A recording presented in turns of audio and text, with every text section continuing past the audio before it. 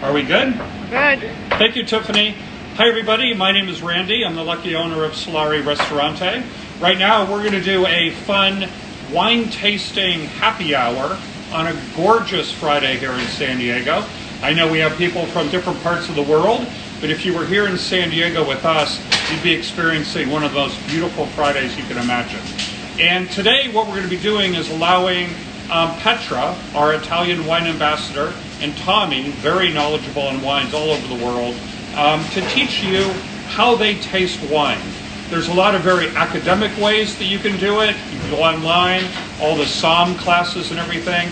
They have their way, but they're just going to show you when you get a bottle of wine and you put it in a glass and you have a great meal, give you their ideas on how to best do that tasting. So also, I just want to say at the beginning, we're happy to share with you the wines we're having if you want to kind of follow along at home.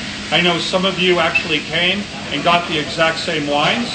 Good to see you, Kate and everyone. Thanks for doing that. Also, if you'd like to place an order for takeout or curbside or delivery, feel free to give us a call at 619-270-9670. Our menu's always current online. Just go to www.solarilounge.com. Without any further ado, let's head into the wine room where Tommy's waiting. And then in the spirit of social distancing, I'll be about 6 feet apart. And Petra's actually at her house. So you're going to see him on a split screen. Definitely send in questions. I'll be kind of moderating and watching along the way. But really looking forward to having you be here. Again, Petra is a trained Italian wine ambassador, one of 240 in the world. Tommy's been studying wines about the last 7 or 8 years and has spent a fair amount of time traveling to Italy learning wines. It's a tough life. Anyways, let's head on in and get this happy hour with a wine tasting going. This way, Tiffany. Hey there, how's it going? Very good. Let's just put it on. Yep. And then I'm going to go ahead and switch this around for you. Here you go. Have you invited Petra yet? Okay. We haven't yet, but we will. You just got to put it in. Oh, there we go. Yep.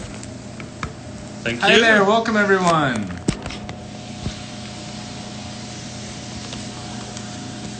Hey there.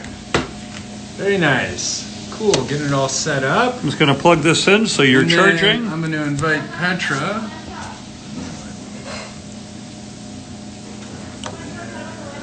Petra. Invite.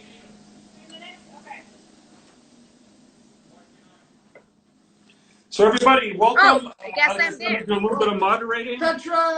Hey, we have Petra there as well. I got the tequila. Oh, Oh, it's a tequila tasting. Cheers, everyone. Before we get started on the real stuff, we'll drink realer stuff. Oh, water. Smart. Smart, Petra. I did not come prepared like that. I forgot my spinning bucket. I'll be right back. Oh, get your Well, spinning bucket. Well, while you're doing that, let me just welcome a few people.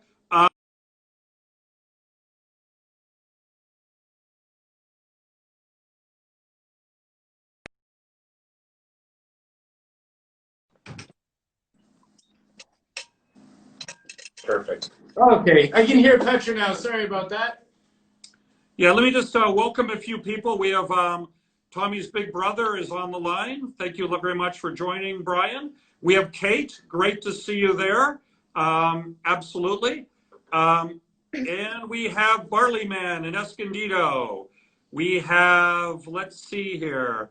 We have Lisa and Mike. Thanks a lot for joining. Why don't you guys get started? I'll announce a few more people in a minute. Petra, you be the master of ceremonies. I'll follow I'll be the your lead. master of ceremonies. Okay, little bit of an introduction about what we're doing today. Please text us if you can hear me all right. My phone is kind of far away from me. I hope the voice level is okay. If you can't hear, let us know. We can actually hear you just fine, Petra. I can hear you great. Okay, so welcome in my backyard. This is my outdoor office. That's where I normally work and reply to all your beautiful emails. And today, what Tommy and I wanted to do is to guide you through a tasting. So you can drink wine, and that's what I encourage you to do. And we all need a lot of wine now these days. And you can taste wines, the two things go together, but it's a little bit different. Enjoying a glass of wine just to enjoying it, or try to actually taste the wine and grasp something more about it, something that is going to stick to your brain, something that is going to help you the next time that you try something similar or something completely different. So we're not going to do the tasting with you like plus minus acidity or tannins or whatever. We're going to keep it a little bit more simple, but I did print for you, and it's a very easy grid that you can get online, what the Master Court of Sommelier does in terms of a tasting grid, okay? Which is, you can easily access that on Google. You just type Master Court of Sommelier tasting grid, and you kind of have pretty much everything that they look at when they do their what's called a deductive tasting. So you get your wine in the glass, you start from the visual of it, then you go to the nose, so you smell it and see what you feel that way, and then eventually you taste it and you think about what you've been tasting, the finish, and then you make your deduction. What is that I just taste? What wine is it? Where it's from? Okay? Yeah. Then also I printed this. This is a slightly different grid that I'm happy to email you, which is the grid that I was tested on for my ambassador program. It's slightly different from the Master Court of Sommelier one, possibly a little bit more easy. So just let us know, email us, text us, and we can provide you also these grids for you to have some fun at home. And something else to add on that is there's so many different ways to quantify and describe and really attack the whole idea of systematically tasting wine. So there's just so many different so many different ways to do it. Please reach out to us. We'd love to talk about it, show you share with you what we've learned along the way, what some good ones are, what some silly ones are, et cetera, et cetera. And maybe Randy wants to say something. Yeah, I just want to welcome a few people. We have Heather and Sean from Montreal, Canada. Thank you, guys. I know they're hunkered down up there as well. We have Udi joining. Thanks, Udi. She's gone. I know she's been trying to get on Instagram Live. Thanks for joining. She's gone on some of the tours that Tommy and I have done. And a couple more quick ones. We have Betty. Betty and Ralph are doing an order for takeout. Happy birthday, Ralph. I know it's your birthday, or just was your birthday, or it's coming up. We have Nina, one of our wine people, as well as Karen and Mark. Hi, Karen and Mark. Thanks for joining again. Okay, back to you, Tommy and Petra. Yep. Petra? Yeah, so going back to our tasting, there's also something very important to say. Tasting wines is a very personal experience, meaning it has a lot to do with your memories, your childhood, what your mom cooked for you, what your grandma made for you, the things you would go out and pick right from a plant versus not. For example, I'll make an example of myself. I have a very strong memory about, as a little girl, going out and pick wild blackberries from the bushes, right? Which is not the chubby blackberry that you normally find as a garnish on a dessert here in California. It's a tiny wild blackberry. So because of how much I've done that, going with my neighbors, Andrea, Alessio, if you're ever gonna see this video. Were they covered in thorns? Are those the thorny ones that hurt you? Right. So they were. And so you were. It's not just the smell; it's the struggle, a little bit of the sweat. It's all about it. Yeah. It wasn't easy, but me and my two friends, Andrea, Alessio, would spend our very hot afternoons in August going around and get like a bunch of blackberries, bring it to our mothers, and they would make blackberry marmalade jam. So for me, for example, it's one of the aromas that I detect easily in red wines is blackberry, because it's right here. It's stuck in my head. It's an experience that I had. So again, tasting wines is really related to your life experience. And don't feel bad if you do not detect certain aromas or flavors, because it's all about what's in your brain in terms of memories of whatever you smelled and taste in your life. So there's no right or wrong answer, right? Nothing is off limits. Exactly. Whatever smells connected to whatever memories. If you find it in the glass, you should say it. Exactly. And again, no right or wrong answer. That's I think it's the basic rule when you taste wines. And sometimes you might not be able to detect things unless somebody say that thing. For me, it happens all the times. Like I'm tasting wines with Tommy and he smells or tastes something and I'm like, oh, now that you say it, yes, I got it. And sometimes it just doesn't come to your mind right away, but then somebody else mentioned that the smell or flavor and you're like, you can connect to it and recognize it. So my first recommendation, which is something that I also do a lot on me because I do not feel like I can detect a lot of aromas and flavors still. I can get better at that. So the best thing you can do is, if you want to get more into this, get obsessed about smelling everything you come across with. Like when you go to a farmer's market, get those fruits, really smell it. When you use your spices from your spice cabinet to cook, really smell them. That is a very, very great way of self-educating yourself because it's all about your memory. That's all it is about. Another important thing to know is that aromas and flavors are strictly connected. So if you want to do a fun exercise, try to sip a wine like this. I'm just gonna make it once. And I'm speeding or I'm not gonna get to the end of this.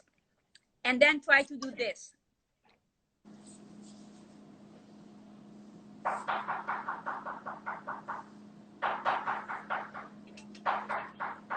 Impossible. You're not going to taste anything. Nope. Because what you taste, it's actually what you smell. And as a matter of fact, you're going to detect certain things from your nostrils and you're going to detect certain things from the back of your throat, which is the vapors pretty much from what you're eating that go back to this. Certain aromas and flavors are actually detectable just here or just on the back of your throat. So you gotta do both. The two things are completely, help me, Tommy, with a good English word. They go together. They're completely interconnected. There's no separating them. You can't taste without smell. So if you have a bad Speaking cold, of which, not the right day. Yeah. When you have a bad cold, I was just thinking maybe we should dive into some of the wines.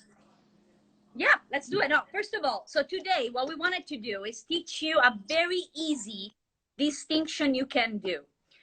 There's a lot of way to taste wines and recognize varietals, etc., etc. But one theme that Tommy and I thought it could have been interesting was like comparing old world and new world wines. And there are certain characteristics in each world. And yes, I know it's crazy enough that we have one big world of wines to learn about, and then getting to know that there's actually two separate kind of styles makes it even harder. But besides the French wine and the South African wine and the Australian wine and the wine from upstate New York and everywhere else. Correct. But it is a very easy distinction, I think, for many people to make once you know a few basic details about the difference between New World and Old World. So first of all, geographical difference, right, Tommy? So we have Europe and Middle East, which is the Old World, and everything else. So Old World is considered to be Europe and Middle East. That is where the tradition of winemaking started, okay? So that is the first main difference, geographic. Then the grape varietals. Old World is the world where what's called vitis vinifera, so the grapes that are meant to produce drinkable wines compared to wild vines or grapes that you would use for eating consumption. That's what happened in Europe. So that's where the origin of vitis vinifera is. New World, all the grapes we have are imported grapes. So they were not there at the beginning, okay? So the origins of grapes as we know them in terms of grapes that can give you juice that you can make wines of it starts from Europe and the Middle East. So geography, grape variety, climate. Old world tend to have a cooler climate if you compare it to countries like California, South Africa, Argentina, you name it. But generally speaking, and again, those are all in a way generalizations, so there are exceptions, but those are like few important rules to make it easy for you to distinguish the wines. Then a lot of other things come into place, the style of the winemaker, you name it. But again, easy information. So climate, New World tend to be warmer than the Old World that tend to be cooler. What does this mean in terms of the wine that you get out of these two different worlds? On the Old World, where you have a cooler climate, you normally tend to have wines that have a higher acidity. They're more zesty. They're more tell me, that's the part where you need to come in, Tommy, with cool words. Sorry. Let me see other words. No, I think maybe more finessed. Maybe there's more finesse, more complexity, more flower. Well, complexity aromas. is a dangerous word. Dangerous word with that word, complexity. But you could say they're more nuanced. They're less, I don't know, over the top and hedonistic. You know, something like that. Agreed. Yeah. On a New World wine, instead, you're going to have riper fruit. You're going to have a wine that, again, normally, with exceptions, is going to be more fruit forward. It's going to have a lower acidity. Tannins kind of depends on the varietal. We'll get to that maybe later. But generally speaking, you will find these main differences. Alcohol level. Old world wine tends to be more moderate in terms of alcohol. Things are changing because of climate changes. Of course, in Europe, if you look at the trend now, is to try to go higher and higher in terms of elevation to keep making wines that are close to the style that we've always been making, accordingly to a climate that's getting warmer and warmer. Because we, European style wines, Middle Eastern style wines, but let's focus on Europe, tend to be, again, lower in alcohol because they tend to be something that goes with food, along with your meal. So there's not such a concept of a big, bold, fruit-forward wine because we want to have something a little bit more, and again, without generalizing, but we want to have something that is a little bit more elegant and that can accompany, am I saying that right? Whatever you're eating, bravo, without overwhelming it. That's kind of what the tradition, at least in Italy, from what I know, has been. Another important difference is terroir-driven versus winemaker-driven wines. The old world tend to have, there's a little bit more attention, but things are changing. And I've noticing that in my experience with Solare and with studying wines, things are changing in the new world too. But originally, there's definitely was more of an attention on terroir in the old world compared to the new world, where the emphasis was more on the varietal itself and also on the winemaking, the winemaking process that the different winemaker would want to use with their wine. The goal in New World is to make outstanding wine. The goal in Old World has been, and it is, to keep making the wine the way that has been made in centuries. Kind of a concept, it is good as it is, don't change the rules, right? Keep doing what you have done for centuries, which add also some kind of a romanticism to it. You're drinking a wine that you know has been made the same way for centuries and centuries. The same thing doesn't apply to the New World, which is the world of help me, Tommy, entrepreneurship. Entrepreneurship. Thank you, Randy. No worries. Where we don't have as many regulations as we have in the old world, so a lot more of a wiggly room for the winemaker to pretty much do what he wants to do to make an outstanding wine. So all those are kind of the main differences that you will find in old world versus New World wines. And before we get into tasting the wines that we selected for today, want to see if there's any questions. And I would love to ask Tommy. So I know because of having a father who's been a wine lover for many, many years and has a great, outstanding cellar. What was your experience growing up?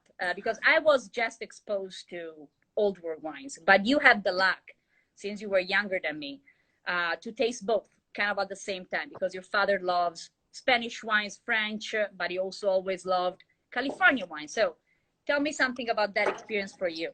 Yeah, you know, growing up with Randy, my dad, it was crazy being exposed to the wines that he was a big fan of drinking and enjoying. So a lot of Napa Valley, but also a lot of international, a lot of Spanish wines, obviously Italian wines. But sort of learning from a pretty early age the difference between Zinfandel and Cabernet Sauvignon or Merlot and on and on and on. It's just been a whole process of learning, and then with the restaurant these last seven or so years, it's been just into the deep end of really learning about wine and all that.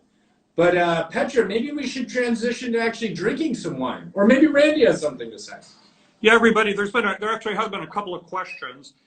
People have been asked. Somebody asked, "What is exactly meant when you say a wine is a hedonistic wine?"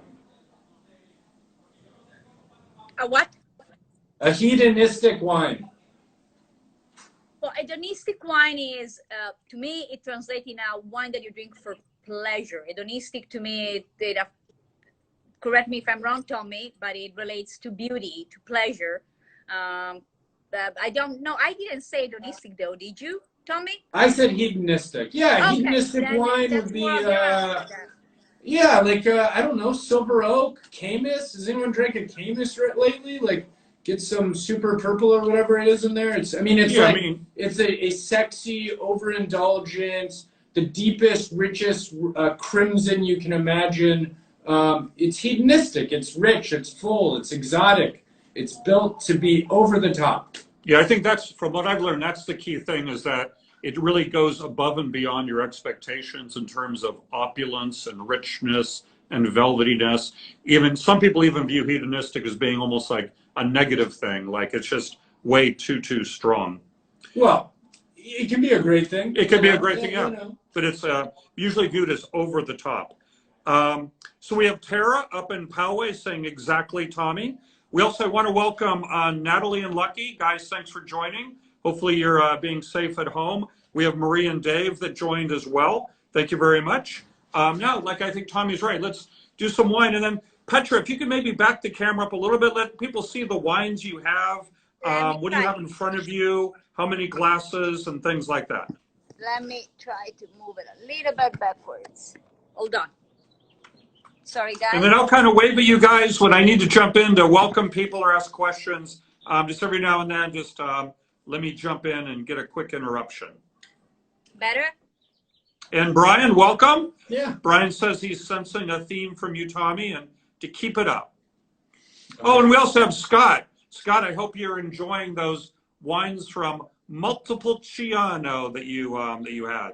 And I want to do a big shout out to Tina and Andrew here at NTC. They're in charge of getting the word out of what's going on at NTC. And just so everybody knows, if you are in the area and if you are, you know about Liberty Station and so on, nobody's asking you to come here because of the lockdown. But Liberty Station always does the first Friday. Today is the first Friday of April. And if you go online, I'll see if I can get the link to send you. You can see that a lot of the art galleries, the restaurants, everybody is doing something virtual, whether it's takeout or something like we're doing here. So Andrew and Tina are making that happen. Let me see if I could get a link out to you guys so everybody could join virtually, for those of you that know all about First Friday at NTC. Thanks, Andrew, Tina. Back to you, Tommy. Petra, let's dive into these wines. Yeah. Where do you want to start? Okay, well, we're gonna start with our Sauvignon Blanc. A couple of more things before we get started with tasting. I forgot about one important thing in the difference between world and our world, which is the use of oak. The use of oak tends to be a lot more moderate in the old world compared to the new world. We use oak, but we tend to use it more of a natural vehicle to age the wine. It adds in terms of structure, it adds in terms of tannin structure, but we do not normally search for that addition in terms of flavors. While in the new world, there's more of a go for that, with exception. Hi, Weber is there. So one thing that I forgot. Also, one important thing when you taste wines versus drinking, it's to spit. So why do you spit? Oh, yeah. Spit. Bravo. So, well, of course you spit wines because if you have to taste a lot, you might get a little bit clean. And that may not be someone you want to do, or maybe you do. That depends on the day you're tasting wines. But the most important thing is, I mean, it's been proven that there's a connection between how much your brain is engaged and how much you can actually understand about the wine and the sense of satisfying your thirst needs. Yeah, you need to be thirsty. You need to be All thirsty. you wine drinkers out there, if you want to learn something, you need to be thirsty. Yeah. So you take your sip, you spit it so that your brain stays focused on what you just put on your mouth. When you just drink it, your brain's like, yeah, I'm not thirsty anymore. I don't need to think too much. So that really helps to keep that connection going. Other things that can help you is the gaze. There are tasters that would tell you when you look at a wine and then put your nose on it that you don't do this, right? Looking at me, you don't look up in the sky when you're tasting a wine that is down there. You literally do a nose chin kind of thing. You're right in there and you look toward the bottom, okay?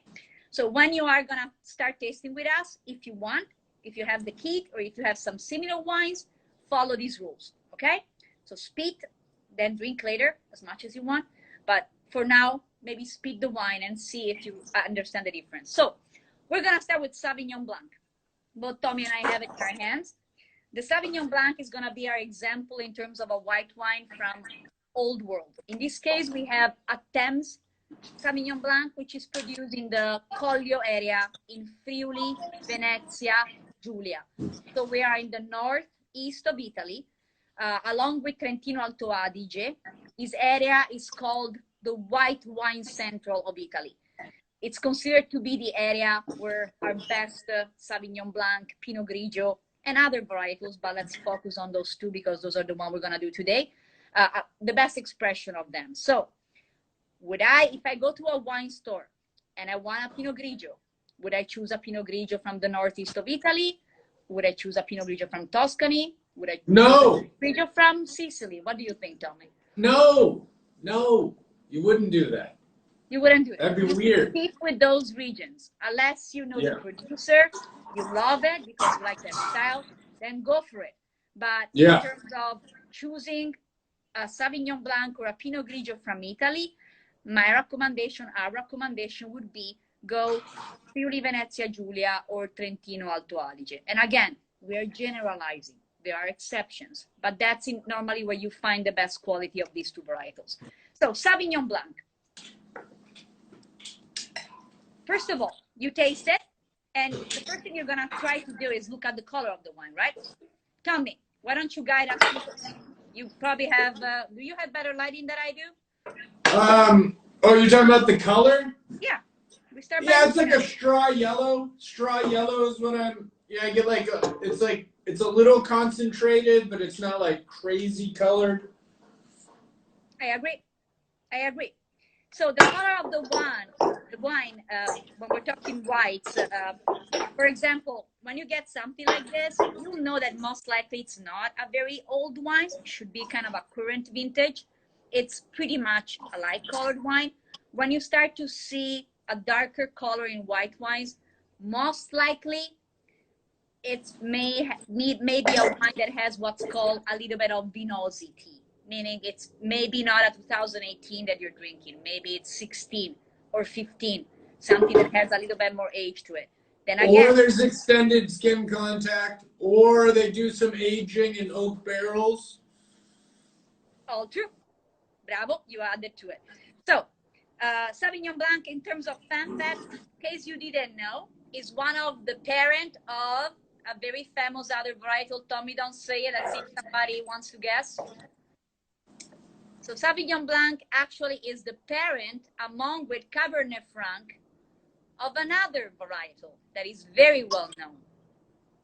Sauvignon plus Cabernet Franc makes what grape? And it's a red grape.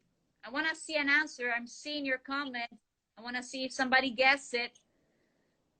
Guess it 3, guess it 2, guess it 1. You didn't guess it. I'm saying it. So Cabernet Sauvignon, that I'm sure all of you have been drinking. Oh, bravo! Nita 100 has the right question, the right answer. Brava! Salud. Cabernet Sauvignon Blanc and Cabernet Franc gave birth to Cabernet Sauvignon. So, just a fun fact to know. Also, Sauvignon Blanc, it's definitely a wide varietal that due his how do you say popularity to mostly winemakers in France, mostly in the Loire Valley, and yeah, pretty much there in the Loire Valley and in Bordeaux. In Bordeaux, normally blended with Semillon. In Loire, normally made it as a standalone wine. Randy's open to jump in real fast, Petra. Yep, please. Hey, just want to also let you know that Kate and Karen and Lisa all jumped in at the exact same time with the Cabernet Sauvignon. Good answer there for sure. Also want to thank our friends from Locale Magazine just joined. I love Locale Magazine. It's always available here at Solare. I read it religiously when it comes out. The best food and photography overall in any magazine like it. Locale Magazine. Kathleen, thanks for joining. And then finally, we have Gypsy, pirate chef from Boca Raton, is joining, seeing what's going on across the country. Good friends of Betty and Ralph's. Back to you guys. Yeah. So now we're tasting it, right? So, no, actually, let's go back to the nose a little bit. Yeah, what does it smell like to you, Petra? Well, I think this is a very good expression of an Italian Sauvignon Blanc. So you're gonna find those grassy notes, definitely a lot of minerals because of the area where it's made. I'm getting this citrusy melon vibe, like grapefruits, honeydew. Grapefruit's definitely there. Well, cantaloupe maybe. Little bit, not too much tropical though. The tropical side, compared to possibly, correct me if I'm wrong, a New World Sauvignon Blanc is a little bit more settled. But please, yeah, while you guys are doing the tasting, we've had 2 people ask, for some of these wines, what would you recommend that they get from Solare? What would be some of the menu items that we have that they could think about either for tonight or tomorrow night or Sunday? Give them some recommendations for Solare food they can pair with. This would probably go, I think this could hold up to the shrimp with the saffron fettuccine. You could do the ravioli with this. Agreed. I'm trying to think. What would you? Chicken. Yeah. Chicken too. Think about the one of the way you can pair these. Or portofino salad with the ahi tuna. That too. Agreed. Yep. Definitely Sauvignon Blanc pairs well with items that kind of call the herbaceous flavors of it. So think about dishes that may have parsley, rosemary, basil, cilantro, mint. All of these herbs in a dish will pair well with a Sauvignon Blanc of this style. My suggestion. Hey, Petra, I hate to rush us along, but we should finish up the Sauvignon Blanc and jump right into the Pinot Gris. Yeah, you guys got 3 more wines and a hungry audience. We have Drew that just joined, Thomas, Planet Wine joined, and then we have M. Fishback Studio Gallery right here in Liberty Station. Hey, Peggy. So definitely aromatic, definitely that vegetal, herbaceous, maybe even a tomato leaf. And then what do you get in the palate? Let's talk about minerality and acidity, because this has both, right? Are you still at the Sauvignon Blanc, or are you talking about... Did we talk about the palate for the Sauvignon Blanc? Yes, please, go. Okay. I wasn't... Well, no, I was just saying. Fine. Yeah. Yes, so the palate for the Sauvignon Blanc, again, I feel that this one has definitely we would use the word medium plus or more in terms of acidity. The acidity, just so you guys can connect to it, it's what makes your palate water. So when you get a sip of a wine, if you start salivating a lot, that gives you an idea of the amount of acidity in that wine. And the acidity is very good, again, in terms of pairing with food. So the higher the acidity, the more, in theory, of a better food wine you're drinking. Yeah. And I like this one. It's a little rich, not too heavy, but it definitely has a little bit of almost creaminess. Maybe there's a little bit of lees contact or something. This is definitely it's a little bit of a fuller expression. It's by no means a thin minerally wine. This can definitely stand up to pasta. Maybe more skin contact on this one, or more time on the lees. It's not possible. All right, now let's try this weird organ juice. Okay, we're now so from Old World, Sauvignon Blanc from Friuli, Venezia Giulia, we're going to Pinot Gris, Oregon, New World. Pinot Gris, in case you didn't know, same thing of Pinot Grigio. Okay, so same varietal, different name, but same varietal. In this case, again, we are in Oregon. So our white wine in terms of New World. New World wines, again, we said earlier, in case you have our same kit, are going to be a little bit more fruit forward, both on the nose and on the palate. So maybe this is a difference you're going to detect into this Pinot Gris. The normal aromas you would find in Pinot Gris are lime, lemon, pear, white nectarine, apple. I haven't started tasting it and smelling it, but those are aromas that you might be finding there. Floral aromas like honeysuckle and saline-like minerality. So just a few words about this, because we are in California. We also drink a lot of Baja wines. So there's a certain note that you find in wines, which it's savory. It reminds you of the ocean. Saltiness that you can smell it, and then in a way you can also taste it, and sometimes it kind of goes along with the acidity. Salinity and acidity kind of create the same sensation in your mouth. They go along. So definitely you're gonna taste a lot of that in wines that are made more on the coastal region. Okay, so the closer you are to the ocean, to the winds that you can get from the ocean, the more the sapidity, the saltiness might be in the wine. So when you drink a wine from the coastal area of Oregon or coastal area of California or Italy next to the coast, think about that. Being inland versus 10 miles from the coast is going to make a big difference. And I think you tasted much more into white wine than you do in red. So this wine is way less aromatic than the Sauvignon, I think. I think so too. Yeah. But I definitely got the citrus that you were talking about, very limey, lemony, almost like kind of a custardy feeling. Like there's a little creaminess in the nose. I don't know how else to describe it. But the nectarine, I can see the nectarine. There's Maybe, Dad, you can talk a little bit about Oregon and Pinot Gris, like in 1 or 2 sentences. Well, in 1 or 2 sentences, and I'll make those sentences be long, but I'm just kidding, is the Pinot Gris from Oregon is amazing. As you may or may not know, Oregon was the first state to have any Pinot Gris coming over from France. Pinot Gris, as we were just talking, is the root of the Pinot Grigio from Italy. And there's an amazing winery. For those of you, when you get a chance to get back up to the Portland area, and I highly recommend you do wine tasting around Portland, especially down in Dundee and so on. There's a winery called Eyrie, E-Y-R-I-E, which is the name of like an eagle's nest. And they were the very first winery to ever plant Pinot Gris in the United States. And they were the very first to plant Pinot Noir in Oregon. Eyrie Vineyards, family run, really amazing. I'll end the commercial now. Go to Eyrie Vineyards. Pinot Gris is delicious. Let me ask you this, though. If people are curious about Pinot Gris, or even the Sauvignon Blanc you just had, what would some dishes you'd make to pair with the wine, as opposed to everybody talks about pairing wine with food? Do the opposite. I want to have a great Pinot Gris. What is it that you would serve for food? Petra?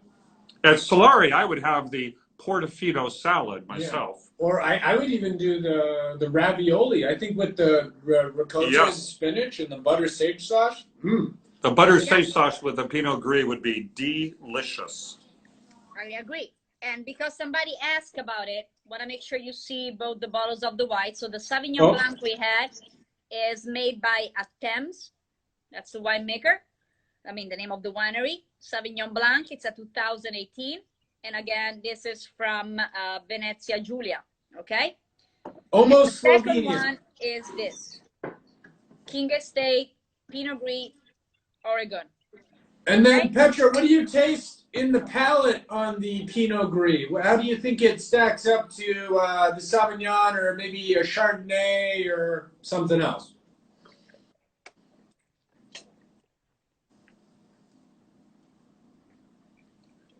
And I want to, we have a little bit of break. Want to welcome the Chainsaw. Thank you, man. I really appreciate your joining.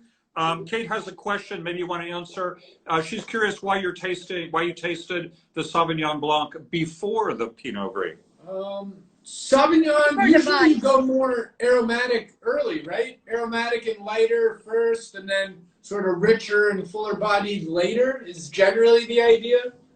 Generally the idea, and I agree, and also body wide. I mean, because I knew these two wines that we had at Solare for a long time now, definitely I find the Sauvignon Blanc to be, as Tommy mentioned, a lighter drinking in terms of palate filling, mouth filling compared to the Pinot Gris. I found the Sauvignon Blanc to be crispier and the Pinot Grigio to be more generous and opulent. So, Randy has something. I just want to comment, if you see comments going by, you'll see Kate's jumped in a few times. What Kate did is she actually got the wines ahead of time, and she's been tasting along with this with some friends. That's something you can definitely do. We'll be doing other sessions like this. Next time, feel free to come by. We can get you the exact wines. You and your family can get together and follow along with us. It's really fun. Absolutely. Back to you, Tommy. Yeah, and Kate, I really like the attempts too. Sauvignon is such a fun grape, and this one is really nice. Now, Petra, which red should we jump into? Well, we're going to do Sangiovese first. I think Perfect. Shiraz going to go at the end. Sangiovetto! Sangiovetto! Sangiovetto, if you were in Chianti, but we're not. So, we talked about Sangiovese in our first wine live. So, I'm curious to see if there's anybody there who was part of the first live and wants to say something, or what. Do you remember what was the Sangiovese we tried? Which area of production? Let's see if somebody was there and remembers. I think I was there and I don't remember. I see Fabio there. Fabio's there, absolutely. So, when we saw each other last time, we tried a Brunello. So that was a 100% Sangiovese from the area of Montalcino. Okay? Wasn't that? Was the Castiglione del Bosco, but still, same stuff. Oh, bravo. Yes, that was the Brunello we tried. Leave it there for a second, Tom. It takes a minute for it to focus in. Which, by regulation, has to be, as we discussed last time, 100% Sangiovese. And it takes 4 years from the harvest before the wine can leave the winery, okay?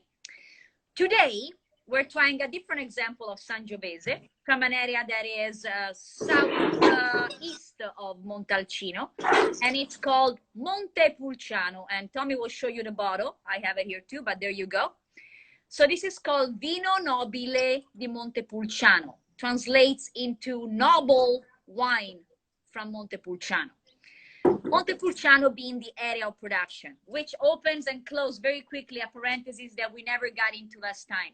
There's a lot of confusion between Montepulciano as a grape and Montepulciano as a town and an area of production.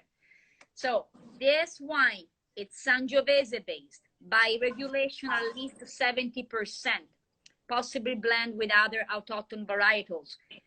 Then, and it's made in Montepulciano, which is in Tommy. Prugnolo Gentile. Also called, bravo Tommy, Prugnolo Gentile in the specific area of production. Because as we said last time, Italians are complicated and we have a lot of different names for the same exact varietals depending on where we grow it.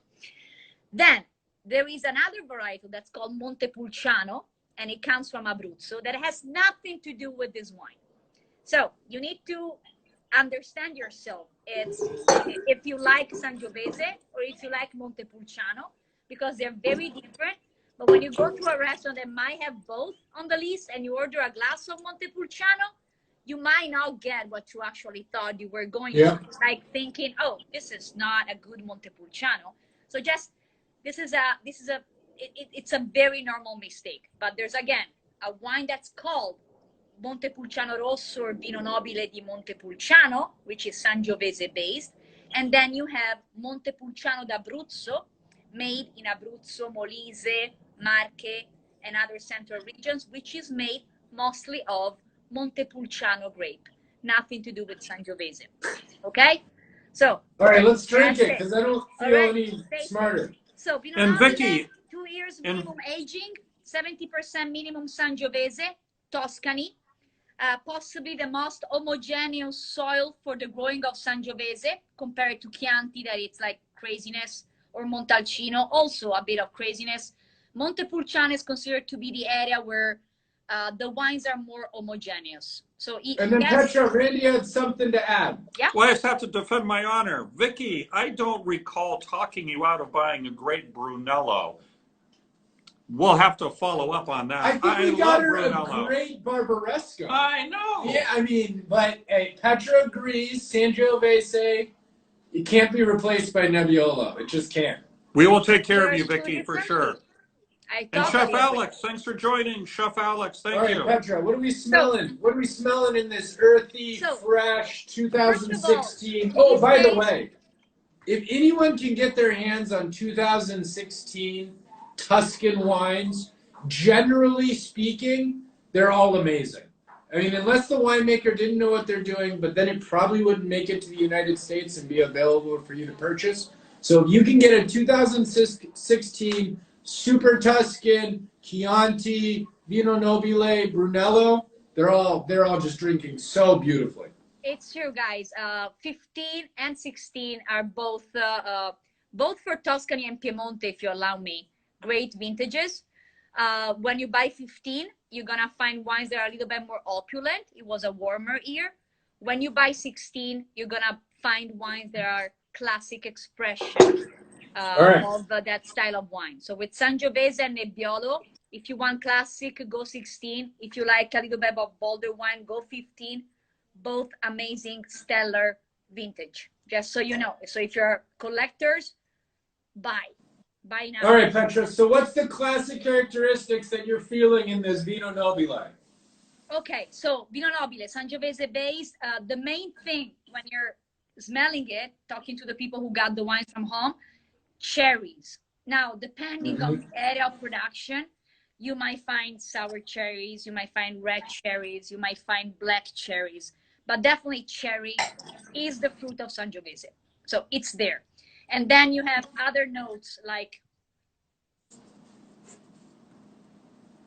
this one doesn't have many of those, but you can find leather and tobacco and other. Yeah, I get a little bit. I mean, there's definitely an earthy, there's kind of an earthy, loamy, kind of a little bit herbaceous kind of thing to me. I definitely can feel the oak. I can feel that kind of, whatever time it spends kind of chilling out. There's a little bit of a vanilla vibe to me. Yes, not too much, but there is. Yes, you can feel it. So I don't. Now, just to jump in, Petra and Tommy, we have about 10 minutes left. I know we have one more wine, so I recommend going to the last wine because we want to take a little bit of time at the end for a question or two and some wrap up. All right. I really like this wine. It's so bright, tons of liveliness, not too acidic. The cherries, like Petra talked about, would really go great with steak or a simple pasta. It's really nice. Or a pizza. Yeah, it's a very, in terms of old world wines, this is a easy approach, easy drinking wine that for those that are not used to it, it's pretty generous. So I think you would be happy with this. Now, and Tara, go to the fruit bomb at the end. Yep. And Tara and Pauwe threw us a softball question. Where can you buy these wines? We have these at Solare plus about 2,800 other amazing bottles. Call us up. We can work with you on a great order of some delicious hand-picked wines from Randy, Petra, and Tommy. Correct. And we'll talk a little bit more at the end, but we have some special things that we're thinking to do in case you want to work more on developing your palate and get to know unknown varietals and regions of Italy.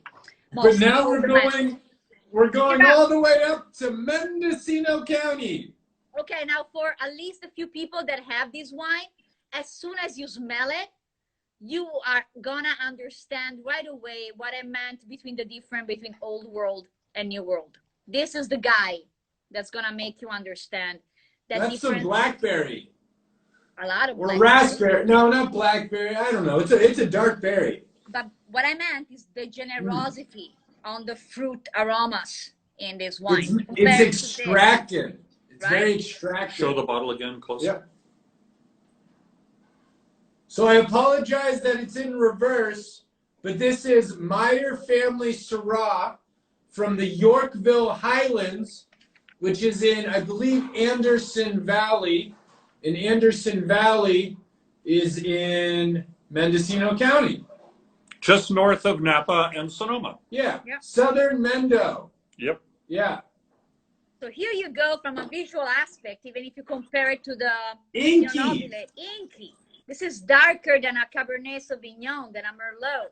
This is a really dark, inky grape. That's his I get that spice box vibe.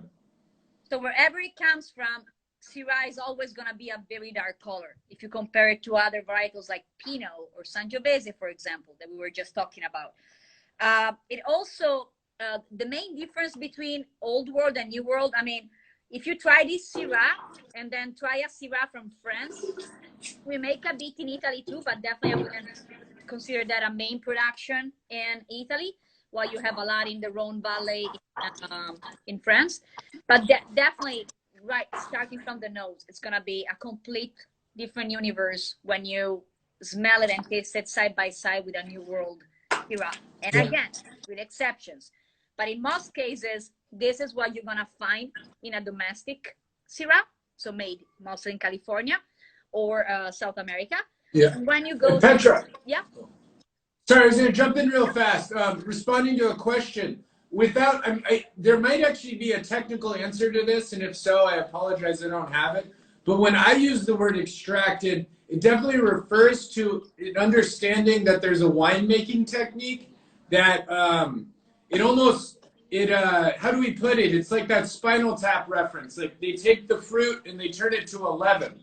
So somehow, through whatever means, the extraction comes from a longer maceration of grape to extract more tannins, to extract more color, to extract more of everything. The wines feel weightier. There's like, it feels almost like, with some wines, it feels like you're drinking liquid syrup almost. They're so thick and fruity. So yeah, let's keep running because we have about 2 minutes until we do a Q&A. And keep coming with questions in the meantime. But for those of you who were tasting with us, I mean, you can't, well, in the whites maybe was a little bit more difficult to detect that, but in those two reds, making a comparison between Old World and New World, it's very easy. So you're very rarely gonna find a wine like this Syrah coming from France or Italy. Spain. Spain, yes. You'll find wines like this from Spain. Randy, correct me if I'm wrong, but Meyer family uses American oak, don't they? I think it's typically American oak, yes. And you can taste this here. It actually has that. Close your eyes for those of you that had this wine and think about drinking bourbon. There are similarities. I mean, not just. This is Petra's bourbon reference for Tempranillo. Not in a bad way, but that to me, when I taste wine, the first thing that comes to my mind when I taste wine that have been aged in American oak is this similarity with bourbon, like something in the nose, in the mouth. What's of the name? Responding to Sierra Norte whiskey, which by the way, we love you guys. Hope you're doing well. This is a crazy time, but we'll keep pouring the Oaxacan whiskey as long as you keep making it. The last wine we were talking about is it's called Meyer family, Meyer, and it's their Syrah. It's from Mendocino County. And I will answer to Vicky about the wines.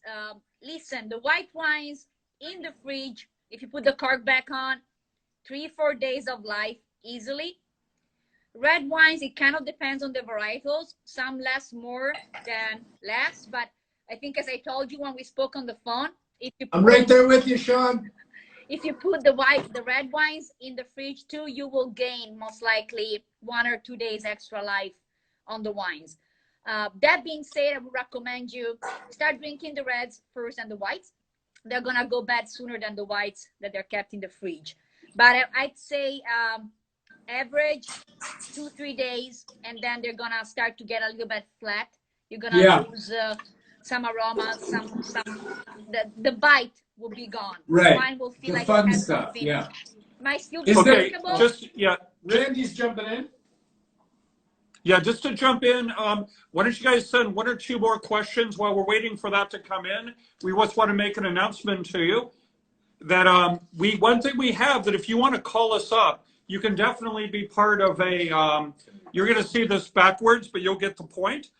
You can definitely join us with what we have is a very custom Solare wine club. For those of you that know us, and I know a lot of you do, we can work with you to get a nice selection of wines on a regular basis. You just kind of let us know what you would like in terms of region, varietals, a mix, surprise you, what budget you want to do. But we can really have a lot of fun. We'd also get to know each other better as well. But this is a good period of time for all of us when we're kind of hunkered down at home to learn more about wine and learn more about pairing wine. And then when you get the wines from us, we can also talk with you about what you can make at home. Remember, I've included it in most of my email blasts. If you're at home making Italian food and you have any questions, just call us up. As far as recipes, ingredients, things like that, we can also help you with ingredients here. Let's take one question here. Tommy, why don't you answer it, and then we'll do a wrap up, because we promised we'd be done within an hour. Yeah. What's the question? Oh, I saw a question coming in earlier that at the end of the day, if you have old world and new world and you want to make some generalizations, what kind of things what kind of folks like a new world versus old, and how does the food pairing change between the two? I don't know if the food pairing changes at all, because sort of to go back to what Petra said, I mean, the wines that we like are the wines that have flavors that really associate us with sort of good memories, for lack of a better word. So, I mean, the short answer is, while I think the Sauvignon would go great with that ravioli, with the spinach and the ricotta, there's some Chardonnays up here that are New World that would go even better maybe with that ravioli, and sort of opposite of everything I said. So, I mean, I guess what I would say is that it's really about what you like to drink. You know, we have a tendency to like things in the old world style, but that doesn't mean that Petra and I haven't put down a glass of some really good Napa Valley Chardonnay and been like, wow, I get what they're talking about. I understand why people love this wine. So it's more vague than that, but I guess I'd say we have great wines, New World and Old World, to go with our ravioli. Hey, just to jump in, a number of people have said they have a little bit more time. Just so you know, from a logistics... Another hour, I don't know about that. Well, it'd be fun. Yeah, just so you know, logistically, Instagram Live allows you to do 1 hour. So what we're going to do in just a minute is we're going to go ahead and stop this broadcast. But then 1 second later, we're going to start a new one. So for those of you watching us on Instagram Live, you'll see that it will stop. But then you'll immediately see that we start another one, jump back in. Let's go for another 15 minutes, because I'd like to explore this old world versus new world a little bit more, and I want to put Petra and Tommy's feet to the fire. I'm going to drink some tequila. And for those of you that time in the world. for those of you that would like to join again, we'll just go on for about another 15 minutes. Just come back. Otherwise, thank you for joining. If I could ask so boldly, definitely come to us and get some great takeout and curbside. We are available on DoorDash and Grubhub. Chef Filippo is here every day along with me and Tommy. So we're here to take care of you. We could do a wine to go, as I think you know. Tommy has craft cocktails. I'm going to stop selling for a minute. Tommy, why don't you go ahead and end this broadcast, and then we're going to go ahead and get started again on number 2. Absolutely. No, this was a great experience. Carlo, we see you. We love you. That's Petra's dad. He's amazing. Hey, welcome back, everyone. We want to invite Petra when she arrives. Let's see. Hey, welcome back. Let's get a Petra. We getting Petra back? Well, that was fun. Thanks for joining in again. Let's see. Oh, there's the Petra. We have Lisa back. We have Lazarus back. We have Kathleen. Thank you. Vicky, thank you again. 9 others. I apologize. I don't see who those are. We have the Chainsaw and Mr. Sierra Norte Whiskey from Oaxaca, Mexico. Thank you. Hey, Petra. We have now, Marika. don't be too tough with your question. Oh, wait a second. We have the man himself. We have Chef Accurcio Lota. Woohoo! Corey Pasta, as you've heard me say in every broadcast. Ciao, Chef. The best new restaurant in San Diego. Corey Pasta, go check them out. Karen and Mark, thanks for joining again. Buonasera, Chef. Hey, we have the Beer Jesus from Modern Times. Oh! Beer Jesus, hi, thank Can I get you. a Modern Times beer and drink that? We're doing wine right now. We're gonna do beer with the Beer Jesus. We're gonna make him Beer Jesus. If you would, Phil, if you could just commit online right now that you're going to join us in a Solare Live, everybody would love that. Yeah, Brian, Phil. thanks. Brian, yep. Beer Jesus says he's on board. We have Colleen. Thanks. May definitely say hi to Jay for us. I want to pick up with this old world versus new world because I think you guys gave a really, really wimpy answer. I'm going to give you my answer and then you guys tear me apart. I think if, folks just want to have a good rule of thumb. I believe that when somebody says they're drinking an old world wine, these are wines typically made in Europe, typically made to pair with food, typically a little bit more acidity on the palate, typically actually better when you have it with food than when you stand alone. Then you have New World. New World tends to be big, bold, standalone wines. You're in the backyard of a friend and you're just standing around drinking glass after glass. Very little food involved. You just simply are drinking a wine just for the grape juice inside. Doesn't necessarily pair that great with food. I think that's a good rule of thumb on old world versus new world. That's practical that people could take when they go to the store. Petra, tell me where I'm wrong because I know Tommy already has a long list. So, to me, you are right and we are wrong at the same way, meaning that they're like this Syrah that we just had. If I have to go to somebody's house and have a barbecue, it would be perfect, right? Again, it depends. We try to give some kind of generalizations about how to drink those wines and understand them. That being said, there are exceptions. Like, Randy, if I think about the Austin Hope Syrah we used to carry us at Solare, I think the only way I can drink the wines is with chocolate, with a book in front of a wood fire. I would not pair that with any food because I would not be able to taste the food. And now you get to the Mayer family Syrah, a different style. A little bit This more is super food friendly. So would I drink this with a barbecue instead of the Vino Nobile di Montepulciano? Fine. Yes. Please give me this Syrah. Would I drink it with our risotto, scallops, and truffle? No. Could I pair the Vino Nobile with that risotto? Possibly. No. But why? But Petra, Petra, why wouldn't you just simply then say, Syrah is a grape from France, old world wines, right?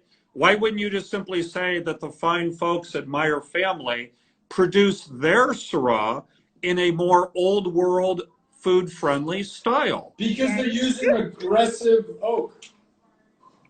There is aggressive oak in the Syrah too. There's a style in here which doesn't remind me of the old world. But do you think it takes away from the food friendliness?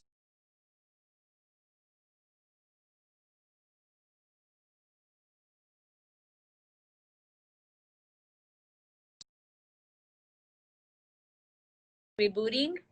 Oh, we're back. So again, Yeah. We got a phone call coming We in. need to get a dedicated Solare phone just for all these lives. yes, That's we'll what do we're that too. learning. But to go back to our Syrah, Randy, I mean, if you ask me if I would pair this with our Fiorentina, possibly not. I go with something else. There's just too much flavors in it. I think it would kind of take away from the flavor of the meat.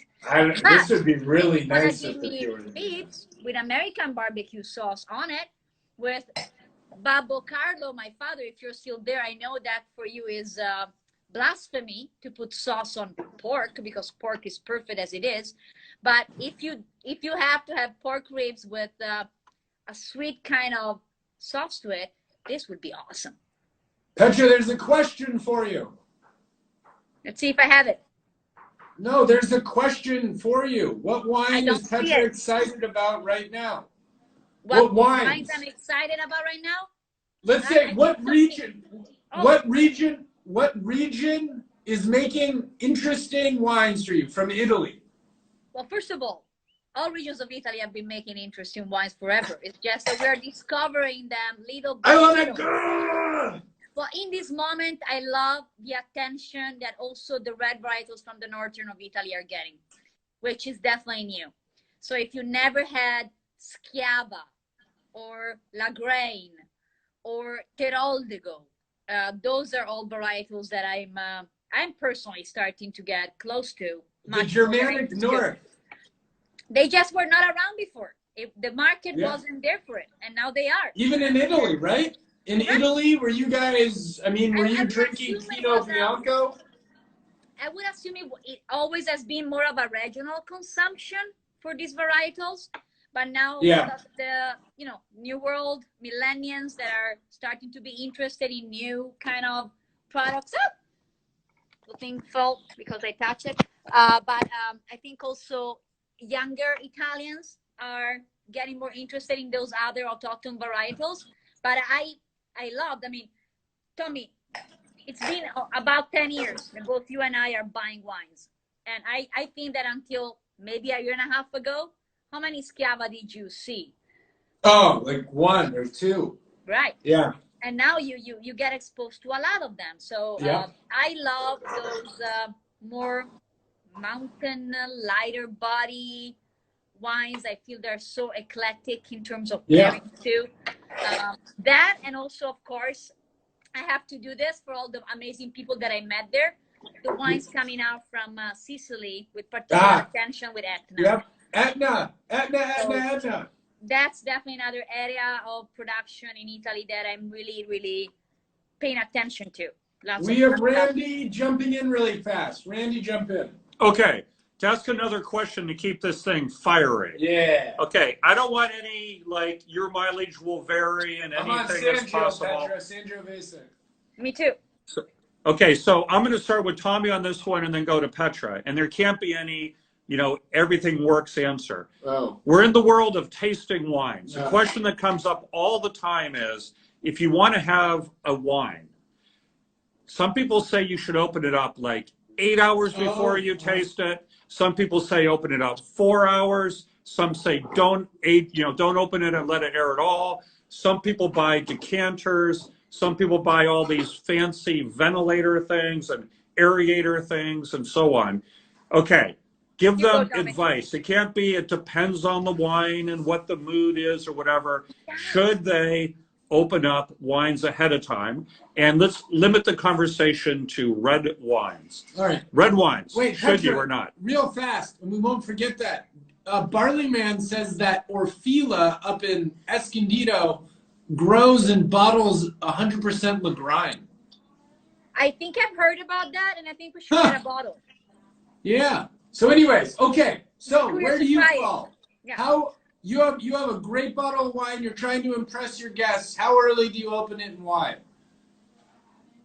Okay. Are you answering or am I answering? You first. Okay, so since I can't say it depends on the bottle, the vintage, and the varietal. No, you're not allowed to do that. Thing. If it's a California wine, I believe that you don't need to aerate that a long time based on my personal experience, unless it's like a expensive, amazing quality Cabernet Sauvignon or Merlot that you may want to aerate. disregarding from the vintage. As per Italian wines, at least my experience with them is that they simply get better with oxygen. So when you purchase a bottle of wine, no, I'm not going into older vintage, etc. I'm assuming I get a bottle of wine and I'm drinking it from the moment I start eating to the end of it, okay? So like a 2 times period. In that case, I believe that once you open the bottle to the time that you finish it, in certain cases, like very old vintages, by the time you're done, the wine may have been a little bit disappeared. Like some aromas and flavors might be gone. But generally speaking, like this wine here, okay, what we had today, tasting it right off the bat open or tasting it 1 hour after the bottle is open, it's a different experience. Totally. So what I've noticed is that mostly for younger vintages of Italian wines, you're gonna have a changing experience as you go. Each glass of wine in a 2 hours period will give you different flavors, will give you a different experience in the glass. It will really change. So definitely for Italian wines, younger, disregarding the vintage and the varietal, I recommend to open them a little bit before you start drinking them because they're all gonna benefit. It's not gonna hurt them. That is my safe answer is that's the worst, safest answer ever, Petra. Yeah. Worst ever. No, that's good. It's good advice. That was honest advice. I'm going to put an answer out here that my dad would like. I'm going to say right now, if you plan on having someone else over and you want to actually impress them with the wine and not just the alcohol feeling the wine gives them, then you should open it 4 hours in advance. You should open it 4 hours in advance. You should pour a little bit for yourself every 15 minutes to enjoy the journey. And then that would be 16 sips later, when there's about a glass left for all your guests, you'll be an excellent judge for what happened with the wine. That's my take. That's actually a smart answer. Yeah. I'm sorry. I had to see how the wines were developing. There's not much left for you. Right. And then when they get there, you open one, but you say they have to wait 4 hours. Good answer. I think that was a fantastic answer, no doubt about it. We have a question from Kate on the Solare Wine Club. Can they include options from Petra's picks, Tommy's picks, Randy's picks? The answer is yes, and we're actually very, very serious about this Solare Wine Club. It's not something where we just pick a bunch of wine and like send it to everybody. We'll work with you. It's really going to be fun, and it's a great chance for us to get to know each other better. We have a lot of wine. We have great choices. I'm going to ask 2 more questions myself, and then we'll see who else asks questions, and then we're going to wrap things up. My next question is, we'll start with Tommy first, unless he passes it off to Petra again. I don't know. I'm seeing you guys using a lot of fancy glassware there. Is there honestly, really, and truly a big difference in the glassware when you're tasting wine? And what do you recommend for whites and reds and sparkling wine? Tommy first. Okay, so we had the opportunity to do I can't remember which company sponsored it, but like 5 years ago. Riedel. It was Riedel. We did a seminar with Riedel, R-I-E-D-E-L. And essentially it all boils down to this. In terms of tasting, and Petra was mentioning our tongue before, but when you look at the tongue, there's a whole bunch of, obviously, taste receptors on the very end of your tongue.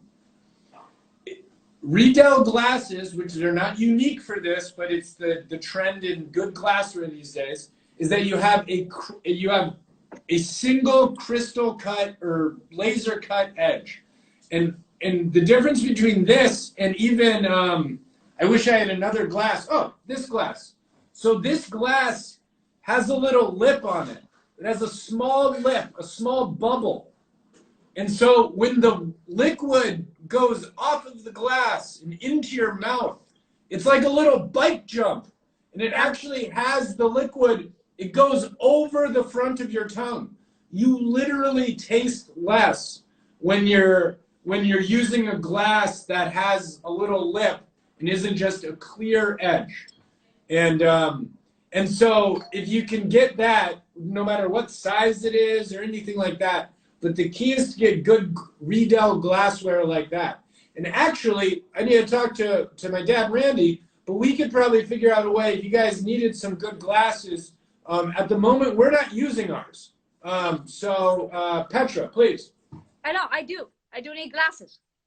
Oh, well, yeah. But maybe you had something. What's your ideal vehicle for bubbles? I completely for agree bubbles. with you. And for bubbles, generally speaking, I agree with you. I think I wasn't picky before. As a young girl partying and drinking wine, I could drink wine out of every vehicle. And now I am. And I do see the difference. And when they give me a good wine in a plastic glass, my heart shrinks. So it does make a difference. That wine will be a different experience if you're drinking it through the right vehicles. What about this? Bubbles. Is this cool? Holding it like this? For example, so this is almost an okay Syrah glass. Because Syrah being more aromatic, you want a smaller thingy. Well, I use this for the Sangiovese, which is a Pinot Noir glass. So that gets at Dave's comment. Dave was making a size matters comment. Tell me, what is it? No, he was saying that the size of the glass matters, and that's what you're saying. Yeah, the shape. It's not necessarily the size of the glass, but how big this opening is. The more aromatic the wine, the smaller you want to have that, and vice versa. The least aromatic, the bigger opening you want to have on the wine. But going to your question about bubbles, I just want to make sure everybody knows flutes were invented to make bubbles pretty. Think about the 20s, before Prohibition time. When did people normally used to drink champagne? It was in cups, right? So very, very open. You're looking at at least this kind of opening, if not bigger than that. So when you come to Solare and you want to drink good bubbles, we would actually tell you, do you want flutes or would you like a white wine glass? Something more like this. Because the aromatics on bubbles normally are not that big. So when you pour them in a flute that it has such a narrow opening, you're not really able to smell and understand the wine as much. So we normally recommend to have your bubbles in a white wine glass, which I think it doesn't look as pretty because that's what flutes were invented for aesthetic. But it definitely gonna make you understand and taste the wine better. Just an advice: if you go out and you want to spend money on a beautiful bottle of, I don't know, champagne versus Franciacorta. Yeah, get it in a white wine glass. Whatever that is, I would ask your server to provide you glasses that are not flutes, a white wine glass. That's my personal recommendation. Then, of course, What's the other question, Dad? You had another question, maybe? I do have another question. So people are listening. Some of them are more experienced, some are less so. If you were to say, hey, over the next several days, and I'm putting you guys on the spot, over the next several days, if you wanted to taste, just do one side-by-side tasting with you and your partner, your friend, whoever, do it virtually on Zoom, what would be a fun side-by-side? Like you could do maybe like you were doing before, you do an Italian Cabernet with a USA Cabernet. Or you could do, well, what's the difference between Pinot Noir and Cabernet, and do those. What would you guys recommend? Think of it almost like a homework, and then people can get back in touch with us. Petra? Yeah. Well, those are both great examples. I would recommend to either do varietal side-by-side coming from different terroirs to give you a better understanding of what the terroir,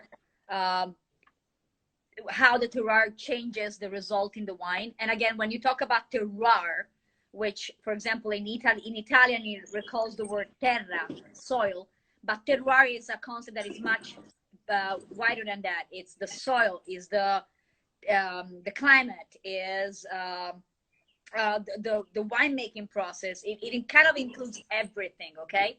So, but I think it's very interested, which is something that we want to try to do next time, possibly, to do varietal side by side. So, for example, you get a Sauvignon Blanc that's done in Loire, and then you got a Sauvignon Blanc that's done in Napa Valley.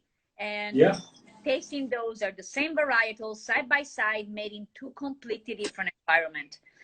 At the same time, it's very interesting, for example, to try a Cabernet Sauvignon next to a Pinot, because you're going to have the inky, tannic, full body varietal next to a Garnet color, high acidity, silky tannins kind of varietal. So very, very different, both red, but it kind of gives you a good understanding of differences among varietals. So it depends on what you want to do. To me, it makes sense also to focus on varietals and try, like, focus 1 week on trying a lot of, for example, Pinot Noirs from different areas of the world and kind of get an understanding of what you'll get. At the same time, it's fun to taste them side by side and get an understanding of different varietals. Both experiences, I think, are very fun. Yeah, and so to follow up on what Petra said, right now, I would have to figure out, whatever pricing in that. But right now, we have a Cabernet from Tuscany and two Cabernet. We have options, lots of Cabernet from Napa Valley. But we have two of those we could do something fun like that. We have Sauvignon Blanc from Italy and Napa Valley as an example. We actually just got a Sauvignon Blanc in from Paso Robles by Dow the other week. Yep. Sure. As examples, we have Chardonnays we could do it with. So really the list goes on. We have a lot of options. We can really work with you. If you like cabs and you want to try the other, let's do it. Contact us. Okay, everybody, we're going to go into a little bit of a wrap up. Petra, why don't you just say, 30, 60 seconds of kind of a wrap up. Thank everybody for being here. I'm going to do the same for Tommy, and then a little bit of an announcement I want to make at the end. So everybody stay to the end if you would. Petra, take it away for a quick wrap up. Well, first of all, thank you everybody for joining us today. It was awesome having you there. I hope you have a little bit of fun. This is, again, as I said earlier, a way to stay connected and have fun together while we're stuck at home in a way. So thank you for being here, and I hope you enjoyed. And whatever questions you might have, curiosities, just contact us. Solare is there for you. Again, we're a community. We're all in this together, and we just want to still be together. Okay? So be with us.